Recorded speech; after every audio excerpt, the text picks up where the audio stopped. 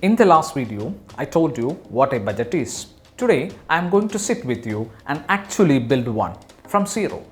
Real numbers, real step, no guessing, and I am going to show you the one step the most budgeting advice completely skip, which is exactly why most people first budget don't survive past 2 weeks. Stay with me. By the end of this video, you will have your first budget. Not a plan to make one, an actual budget. Quick recap from last time. A budget is simply a written plan of your money before you spend it. We talked about why life without a budget is like a surgery without a plan. Messy, expensive, and completely avoidable. If you haven't watched that video yet, go watch it first. Link is right there. It's about 8 minutes and it will make everything today click faster. Now let's build. What do you need before you start?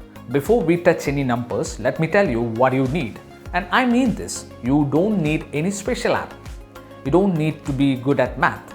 You don't need a finance degree. Here is your toolkit. 3 things. 1. Your last 2 months of bank statements. Log into your bank account right now and pull them up. Digital is fine. This is your financial medical history. You can't write a prescription without knowing the patient's history. 2. A simple document to write in. A note app on your phone, a Google Sheet, a notebook, literally anything. 3. 30 minutes of honest, undistracted time. This is non-negotiable. The reason most budget fail isn't math, it's honesty. People round down on spending and round up on discipline. We are not doing that today. Got those 3 things? Let's go.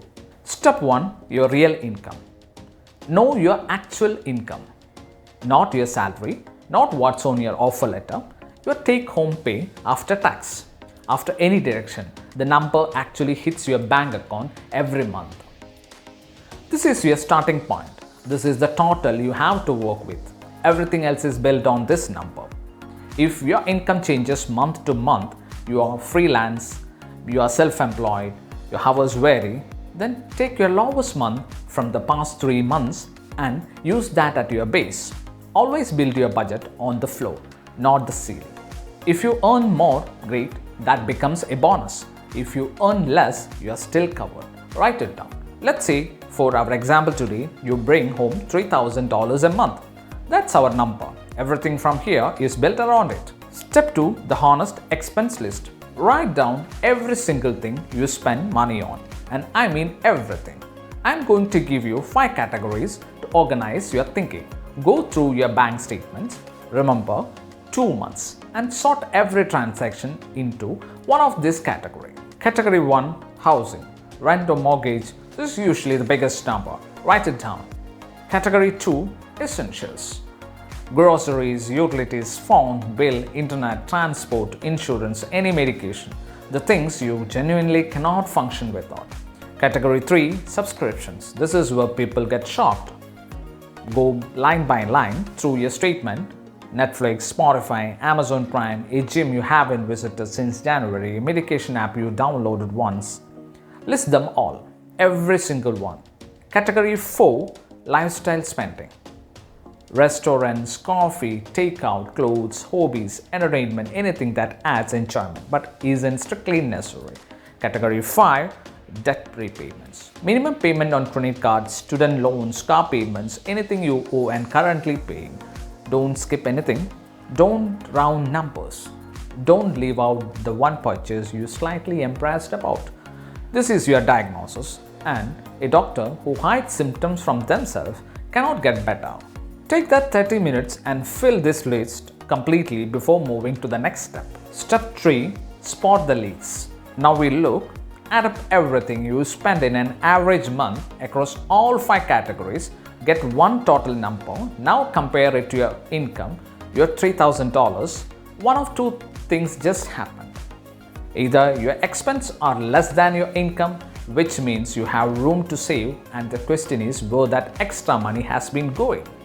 Or your expenses are more than your income, which means you have been quietly going into debt or draining saving without realizing it. Either way, now you know, and knowing is everything. Here is what I want you to do next. Look at categories 3 and 4, subscriptions and lifestyle spending. These are where the leaks almost always are.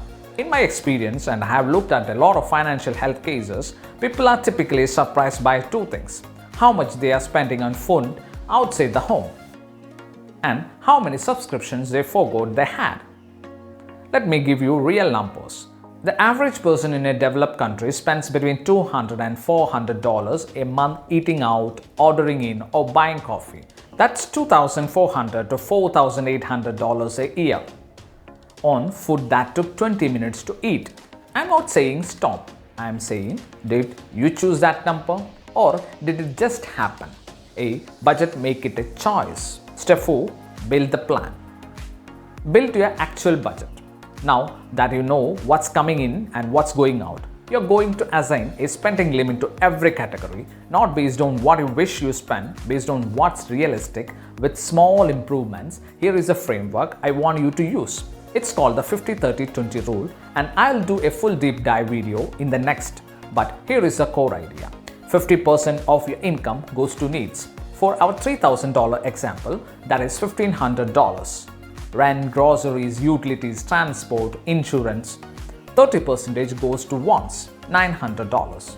Restaurants, streaming, gym, hobbies, entertainment. Yes, this category exists in a healthy budget. You're allowed to enjoy life. 20% goes to savings and debt repayment, $600. Emergency fund, investment, paying down credit cards, retirement. This is the category that builds your future. Now, if your current spending doesn't match this breakdown, don't panic. Most people does not at first. Here is what you do. Look at your current numbers, identify which categories are over their target. Pick the easiest one to reduce, just one, and set a realistic new limit. For example, if you are currently spending $400 on restaurants and your 30% budget allows $200, don't tell yourself you'll go cold turkey. Set it at $250 this month. Small wins compound. That's the engineering mindset applied to money. Write down your new targets for each category. These are your budget numbers. This is your financial prescription.